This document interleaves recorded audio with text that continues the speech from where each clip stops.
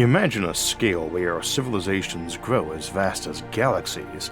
Today, we're exploring the Kardashev Scale, the cosmic ladder where power and progress go hand in hand.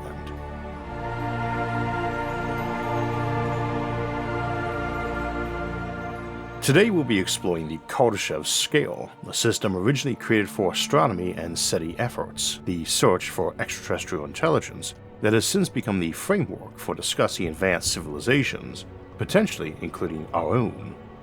These civilizations can become almost inconceivably vast. To imagine the power of a full Kardashev 1 or K1 civilization, think of an entity capable of deploying 1 billion troops into a conflict if necessary. When we consider a Kardashev 2 civilization that harnesses the entire energy output of a star, we are looking at the resource equivalent to 1 billion planets. A Kardashev 3 civilization, which spans an entire galaxy, might view planets the way modern nations view paperclips, and could engage in conflicts where stars are weaponized and planets serve as munitions. These are stellar empires that don't measure soldiers in the billions. They count generals and admirals in those numbers, or even in the trillions and beyond, and the same applies to other professions. With 1 billion times the population, such a civilization would have 1 billion Newtons or Einsteins, and could fill a planet with minds like Shakespeare or Van Gogh. The heavyweight champion of a solar system might have had to defeat 1 quadrillion competitors to earn the title, and a single elimination tournament that would mean climbing a 50-round ladder. Speaking of ladders, it's essential to see the Kardashev scale as having far more rungs than the typical K1, 2, and 3 often discussed. Not all Kardashev 2 civilizations are equal. One around a supergiant star could be 1 billion times more powerful than one around a red dwarf. A civilization surrounding a black hole might outclass both in resources, yet still rank lower on the Kardashev scale than a planet, or even a single 1-watt light bulb, which would technically be about a K-0.6. Before diving into these distinctions, we should quickly define the Kardashev scale, as well as the modified form we use here. Though often associated with immensely advanced civilizations, the Kardashev scale fundamentally describes a civilization's power in a literal sense. Nikolai Kardashev, an astronomer, developed this framework in 1964, originally as a way to identify civilizations through astronomical observation. He noted that if a civilization had significantly altered a celestial body, like a planet, star, or galaxy, it would be detectable by observing changes in that body's appearance, spectroscopy, luminosity, and so forth. The most straightforward way to detect such changes would be if a civilization were using the energy emitted by a star, galaxy, or even the sunlight reaching a planet to power itself. Kardashev proposed 3 levels. A civilization using all the sunlight reaching its planet is level 1. One harnessing the total energy of its star, often called a Dyson sphere, is level 2. And one utilizing the energy output of an entire galaxy is level 3. I would generally rate a modest asteroid or small moon as being Kardashev 0. No one ever seems interested in subplanet levels, and while far less interesting I suppose than K3 or K4, I think it's probably more useful. By default, we use Earth, our Sun, and our galaxy as the baselines for each level. There are about 10 orders of magnitude between each step, although planets, stars, and galaxies vary significantly in brightness. For example, some stars are brighter than dwarf galaxies. Carl Sagan suggests using 10 to the 16 watts, 10 to the 26 watts, and 10 to the 36 watts as benchmarks. Over the years, I've seen, and even proposed, various scales, but these days I favor using Sagan's values in megawatts and a simple logarithmic scale. Level 1 is 10 to the 10 megawatts, level 2 is 10 to the 20 megawatts, and level 3 as 10 to the 30 megawatts.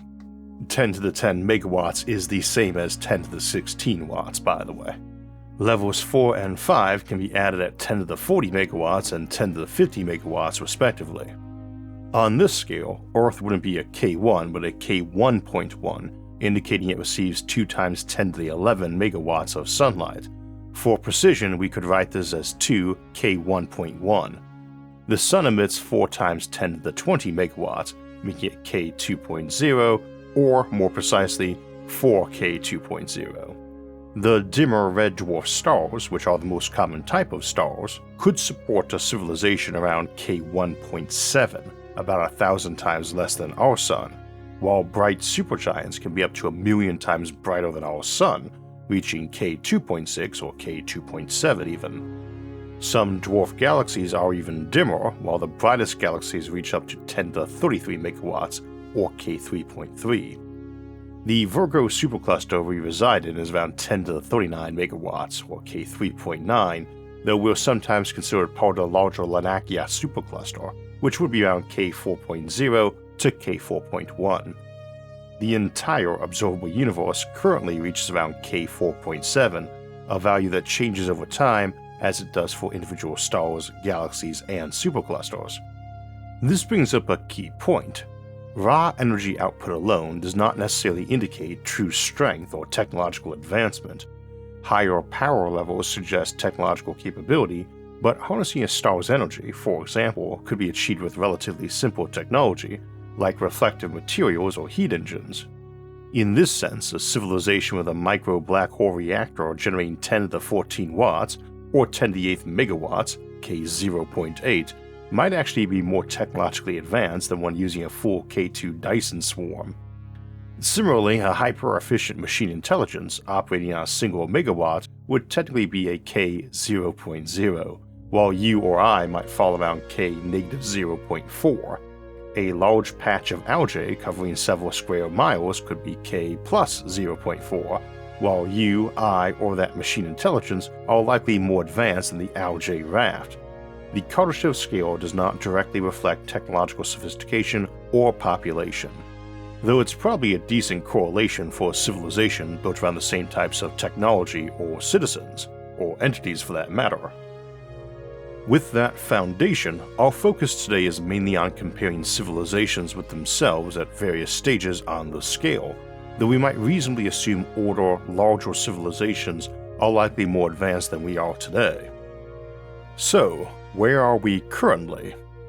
Humanity's Kardashev level is debated.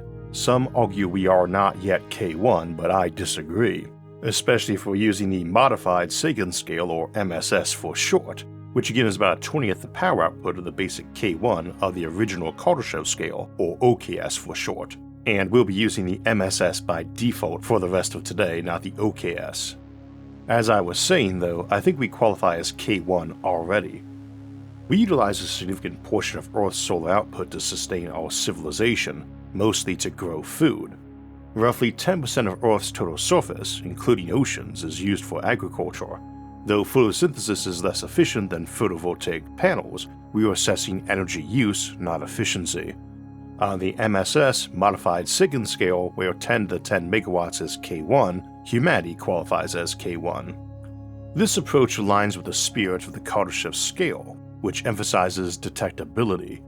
Such visibility functions as a techno-signature, evidence that a planet hosts technology, similar to how a biosignature indicates life. For instance, photosynthetic wavelengths reflected into space due to absorption by a planet's surface could reveal the presence of life. Likewise, techno-signatures could show advanced technology through detectable changes in planetary energy patterns. One example might be a tundra region like the South Pole, suddenly exhibiting a large drop in albedo or reflectivity. This change would suggest the area is no longer covered in reflective ice, potentially indicating volcanic activity or the construction of light-absorbing panels, vast domes, or greenhouses. A key concept is that humanity will likely remain around K1 for the next few decades as we focus on harvesting more of Earth's existing energy than currently gets used, such as in the South Pole or desert regions, or on improving our energy efficiency. This could include growing more food on the same land area or making our use of electricity and vehicles more efficient. Simultaneously, it is possible we'll build numerous space-based power collectors, mirrors, or shades for geoengineering, which would directly add to our base energy level, or subtract. Similarly, any deep-sea projects could impact this base level, as sunlight hitting the open ocean mostly contributes to Earth's heat without being reflected. Cooling the planet could theoretically involve replacing areas of the ocean's surface with ice, mirrors, or even solar panels. since photosynthesis and biomass production are minimal in these regions due to the lack of nutrients for plants to anchor and grow. Altering these spots would likely have a limited impact on the overall ecosystem. On our modified scale, a fully developed Eucaminopolis, a planet-wide city on Earth, would register as a 2K1.1. On Mars, being smaller and more dimly lit, such a city would measure about a tenth of Earth's at 2K1.0. Meanwhile, Jupiter's moon Europa, being even smaller and dimmer, has a solar energy budget of about 1/5% of Earth's. Civilizations on more distant objects beyond Neptune and Pluto in the Kuiper belt would seem even weaker in terms of solar power. However, they might be powered by internal fusion or large thin parabolic dishes, essentially aluminum foil, capturing a broad cross-section of that diffuse sunlight in that region. And a small comet mine in deep space might be a K0. We don't discuss K4 or K5 civilizations much here because they're not clearly defined, and even the feasibility of a coherent K3 civilization is rather uncertain. If faster than light FTL travel existed, a galactic empire might be possible. Without FTL, however, you might still manage to gather resources of an entire galaxy into a centralized birch planet, or a K3 scale Dyson swarm compressed to a few light years across, but the logistics quickly become overwhelming. A K3 civilization in a coherent sense is thus dubious, but a fully colonized galaxy that was a K3 object is fine. It just doesn't share a unified culture or government, or necessarily an ancient shared homeworld of common descent. For example, imagine an empire of 1,000,000 Earth-like worlds, connected by stargates or wormholes, either spread throughout the galaxy or linked via intra-universe wormholes between uninhabited multiverse copies of Earth. This setup resembles the classic star empires often depicted in space opera. If we assume modern population levels, let's say an average of 1 billion people per planet, worlds not fully populated or preferring lower numbers, this empire would contain about a quadrillion souls. If they kept just 1,000th of their population as active soldiers, an equal number as sailors on spaceships, that's 1 trillion troops and 1 trillion sailors, around 1,000,000 times what the US has. With a crew of 1,000 on each large battlecruiser, they could field 1 billion of these massive ships, around 1,000 per planet. They could obviously overpower us, like kick the snot out of us, and any single one of those planets too. It's the classic sci-fi galactic empire, but in Kardashev Scale terms, they're not only smaller than a single, full-scale Dyson swarm, they are so much smaller that they would be the equivalent to a modest rural town within a large nation. To a true K3 civilization, they'd be like a small Lego house built by a child compared to the sheer size and power of the entire modern human population. The implicit notion here is that this civilization has similar population density and energy requirements per person as we do. However, this is tricky to gauge. It's possible they could be far more efficient than us.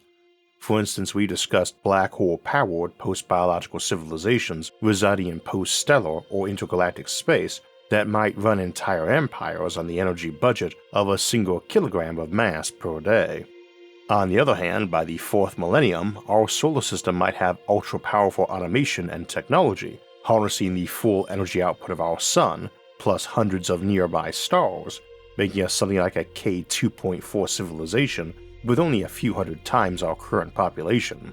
Predicting the growth rate of future human populations, even with vast resources and radical life extension, is challenging. We might have only reached 1 trillion people in that era, yet possess extraordinary resources, with robots doing much of the heavy lifting even without advanced intelligence. That would mean 10 to the 30 watts controlled by 10 to the 12 people, each individual having access to 1 billion watts. To put that in perspective, that would give each person thousands of times more power than our entire civilization currently has.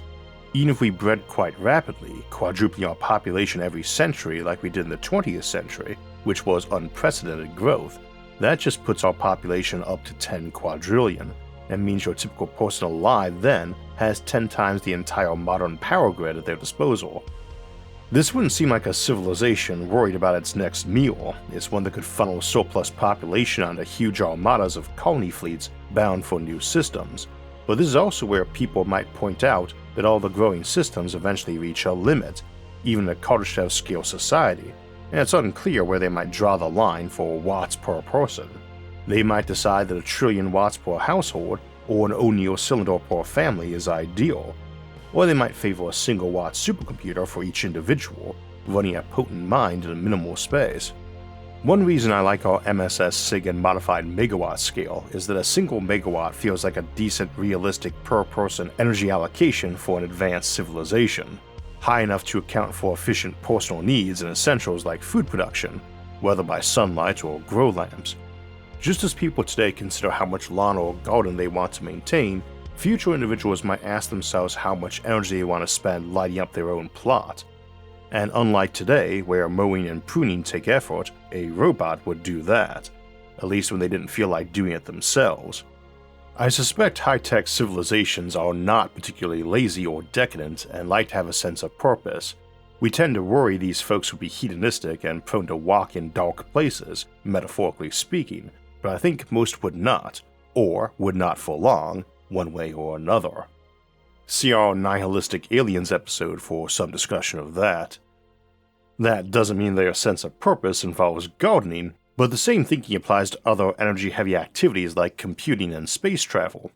High-speed spacecraft are energy and fuel hogs, as extravagant as forest fires. Even in a post-scarcity society where you can afford to heat your home by forest fire, you probably opt for a campfire or efficient stove instead. Efficiency remains relative, and people tend to maximize around their values. If a few trillion individuals decide they want to extend their lifestyle of personal space stations and ultra-relativistic yachts, that might define a K2 civilization. It's also entirely possible that instead of humans, super-intelligent AIs or post-human cyborgs might inhabit this civilization. Though I bet they call themselves human too. And they might be just like us. Intelligence, as we tend to think of it, doesn't seem particularly necessary for most aspects of production, management, or strategy. A modern human could plausibly control thousands of AIs, maybe even super-intelligent ones, safely and effectively. That said, this scenario could also be unstable. We shouldn't assume Kardashev Scale or post-scarcity civilizations have stable structures or populations, nor do they eventually evolve into a single default state. Even if a civilization grew into a massive Matryoshka brain or a collective hive mind, that state might not be permanent. Such a vast mind could splinter, particularly if it consists of sub-minds organized to manage communication delays. As discussed in our Megaminds episode, those sub-minds could become hostile to one another, with the potential for breakaway factions or internal conflicts. So Kardashev energy needs per capita could vary widely, though somewhere between a megawatt and a gigawatt per person seems likely for many millennia to come. Another key question for Kardashev 2 civilizations is where to source the materials for space habitats. This isn't a challenge for simple power collectors, which might only need to be a millimeter thick or less, but more substantial structures are trickier. We explored this in our Harvesting Planets episode, but while harvesting planets yields huge amounts of material, it is a slow process. Stars, though even richer in metals, would also take immense timelines to mine completely, like millions of years. Still, on a day-to-day basis, such a civilization might extract the equivalent of a large metal-rich asteroid from a star regularly. Without more substantial sources, our asteroid belt, with its low-hanging fruit, and perhaps a few smaller moons that aren't even large enough to be spherical, would only yield about 1,000th of Earth's mass. However, that could still provide between 1,000 to 1 million times Earth's current living area, depending on factors like habitat design, soil thickness, and whether you use more abundant materials like hydrogen or helium for radiation and impact shielding. These habitats could achieve far greater population density than Earth, as they are purpose-built environments. Agriculture could be efficiently managed in lower resource stations, and you could maintain biological diversity in a much smaller portion of the total space. For instance, dedicating the equivalent of 100 Earths to nature preserves and biodiversity efforts would allow you to replicate every ecosystem on Earth hundreds of times over, while still leaving the bulk of space available for human-centric habitats at suburban or urban densities. Advanced civilizations scale in power and population, but what if physical size plays a key role? The Big Alien Theory, our Nebula exclusive episode for February 2025, unpacks the math and science behind why larger aliens might struggle to achieve technological dominance, and why aliens our size and smaller might be rare. Discover how these ideas could impact our understanding of the Fermi paradox and why we might not see any Kardashev Scale civilizations. That's out now exclusively on Nebula, which is offering an incredible deal. Sign up today to get access to the Big Alien Theory and thousands of other thought-provoking videos from creators you love, like Real Engineering, Real Science, The Science Asylum, Simon Clark, and more. Don't miss this chance to explore exclusive content available only on Nebula. When you sign up at go.nebula.tv/IsaacArthur using the code IsaacArthur, you'll get 40% off an annual plan, making it $3 a month. Nebula also offers lifetime memberships and gift options, so you can share awesome content like Big Alien Theory with friends and family. Just go to go.nebula.tv/IsaacArthur. And now, let's get back to big civilizations. With virtually unlimited power from thin power collectors, you could sustain highly energy-dense agriculture and living spaces, enabling a thriving civilization with vast, energy-efficient habitats. Climate-controlled growth environments could be precisely tailored to each crop, or polycultural group, allowing for unlimited irrigation, fertilizer production, and even the ability to centrifuge nutrients like phosphorus from runoff for reuse. With abundant space-based energy relative to your cultivated area, such a civilization could maximize resource efficiency in ways that far surpass traditional topsoil agriculture. We could likely create comfortable living space for up to 1 million times Earth's current population just by utilizing resources from the asteroid belt. We could further expand that capacity by 100-fold with any of the larger moons in our solar system, like Ganymede, Titan, or Luna, each of which is about 100 times more massive than the entire asteroid belt. By cannibalizing these moons and smaller dwarf planets, we might reach an effective living area equivalent to 100 million Earths. Given that Earth is humanity's homeworld, it is hard to imagine dismantling it, and harvesting the Sun and larger gas giants would likely take eons.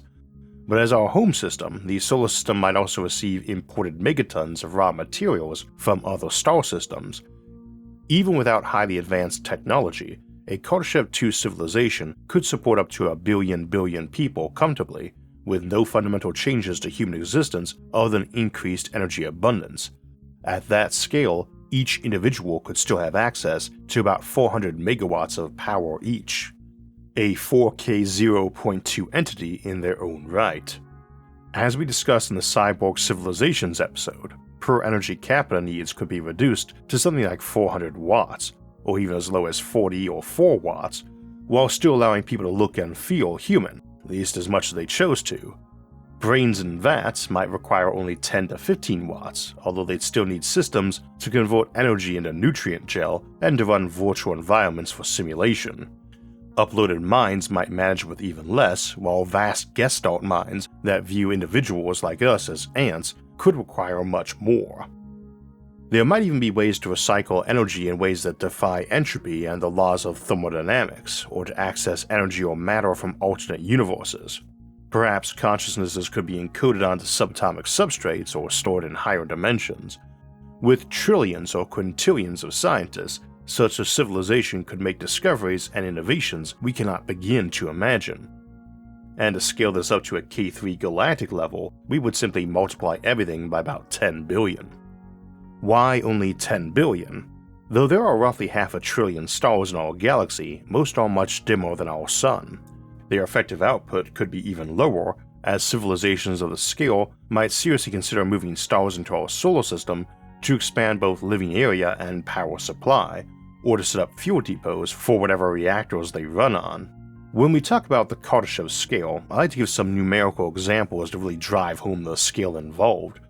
We explored an extreme version of this in our Cosmic Capitals episode last year, where I pointed out that a galactic empire might not just need entire planets devoted to bureaucracy and administration, but could have continent-sized offices for departments with specific seemingly minor tasks, like randomly auditing IDs or licenses. In this scenario, the person in charge of maintaining coffee machines might hold the title Coffee Master General and lead a department the size of an army division. and he's not fixing all the coffee machines himself. He's overseeing those in the department that exclusively check IDs for typos in case an AI made a mistake. The coffee pot subdepartment even has its own quarterly magazine, while the ID audit team has its own Congress and publishing houses. Their personal security force could number in the tens of millions. Such examples highlight just how vast and specialized a galactic-scale civilization might become, but let's give some more. If we conservatively assume a K2 civilization has 10 billion people for every one person alive today, and a K3 civilization has 10 billion times that, then a parallel K2 civilization would have something like 10 to 100 trillion astronomers in its star system, enough for a few dozen to absorb every single star in the galaxy each.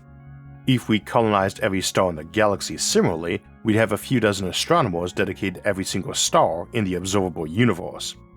You might think a high-tech civilization would need fewer star observers given their advanced knowledge and the fact that many stars would be inhabited, but that could actually increase the need for monitoring, possibly with different motivations.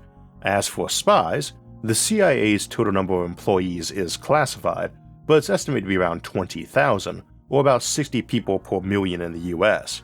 In a K2 civilization with 10 to 20 people, this same ratio would mean approximately 6 quadrillion spies. Even in a densely populated Euclimonopolis with about 100 trillion inhabitants, like Coruscant from Star Wars or Trantor from Foundation, there would be around 6 billion spies, plus countless caseworkers and office personnel to support them throughout the Empire. Given that such wards would serve as cosmic capitals, we'd expect job densities similar to those in long-standing capitals of large bureaucratic countries like Washington, D.C. or London. I have no idea if we will be using pencils and paper in the future, but we go through about 10 a person these days on average.